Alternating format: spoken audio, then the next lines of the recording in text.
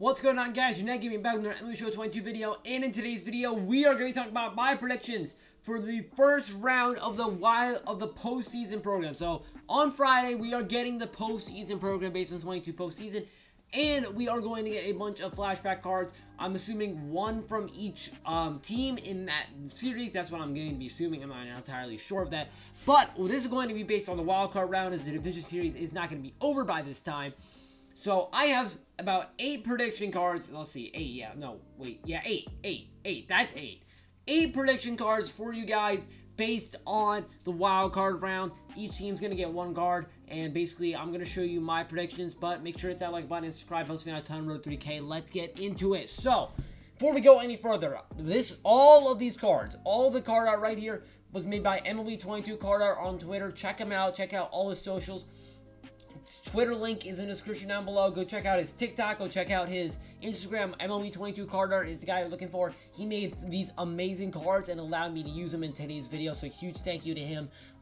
He did an amazing job. Now, these are not the confirmed designs, but these are some great concepts that he made that I would love to see integrated into the game. So let's get into it. Starting things off in the American League, we're going to start with the losers of one of the rounds, the Blue Jays, and their card is going to be Teoscar Hernandez, who hit 2 home runs in Game 2 of that series, and the Blue Jays eventually choked that game and ended up getting swept by the Mariners, which is a little unfortunate, but Teoscar Hernandez, no shortcomings himself, did absolutely amazing. For the Tampa Bay Rays, the other eliminated team, got Tyler Glasnow, who pitched phenomenally in Game 2, like the rest of the pitchers except for Corey Kluber. He pitched very, very good, started that Game 5, shutout innings, allowed 2 hits in Game 2. He was just phenomenal to pitch very, very well, but at the end of the day, it did not matter.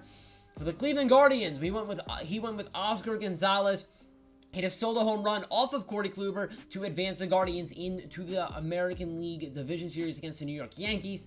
So he's by far the most deserving. You could argue Tris McKenzie or Shane Bieber deserve a card. They pitched phenomenally, but Oscar Gonzalez easily the highlight of the series. So I think he is 100% a pick you guys are going to want to go with. And finally, for the Seattle Mariners, Carlos Santana hit a 3rd home run in the 6th inning to spark the comeback for the Seattle Mariners to go down 8-2, down 7-1, I think it was, and they sparked the comeback, and they were able to take that game, and they were able to win that series from the Blue Jays.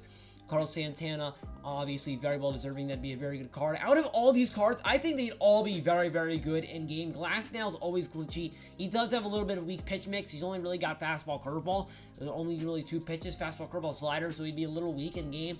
But he is a little nasty. He does throw hard. Teoscar Hernandez is a beautiful swing. He is butter, absolutely phenomenal. Carlos Santana, it depends on whether to give him a catcher secondary. If they do, oh my god, that card is going to be amazing. Carlos Santana is always a glitch, switch hitter, good pop. And then Oscar Gonzalez, I'm not really sure how he would play. I've never tried an Oscar Gonzalez card. He'd be an interesting guy. You know, a little SpongeBob action here. You know, that'd be an interesting card to get to see a good one in Diamond Dynasty. So, that is the picks for the American League Wild Card. Again, MLB22 Card Art. Huge shout out to him. I can't go any further without shouting him out. You just got to shout him out a ton. Now, moving on to the National League.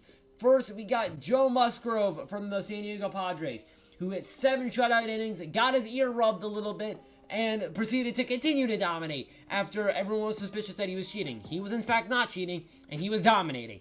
The Mets just got absolutely destroyed. That's plain and simple. For the Cardinals, got Juan Yepez, who hit that bomb in the first game of the series to put the Cardinals on top, but the Phillies unfortunately had a 9th inning comeback, which it didn't even matter, but that was a huge blow at the time. Juan Yepez, who that could be a great card right there. Gene Segura, who hit a 2-run single to get the Phillies the lead in that game right there, in that game where they made the 9th inning comeback. He drove in the winning run. So Gene Segura for the Phillies, and for the New York Mets went 3 for 4 in Game 2 of the NL Wildcard Series. There was not really a ton of options for the Mets. They all played pretty horrible, for being honest here. They had a pretty bad series overall, so we kind of just threw Brandon Nimmo out there and said, what the heck. Because, you know, the Mets kind of suck. The Mets are terrible. But, obviously, once again, these card arts are beautiful. I have nothing else to say about these card art. It's phenomenal. But, anyway, Juan Yepez, he'd be a little bit of a glitch. He looks like he has a kind of a good swing. Again, I've never used any Juan Yepez card because it's Juan Yepez. I didn't know his name until he hit the home run. But yeah, basically, he looked very, very good. Could have a good glitchy right-handed swing with some serious pop versus righties, or versus lefties, actually. I think that was off of Alvarado he hit that. I'm honestly not sure, to be honest.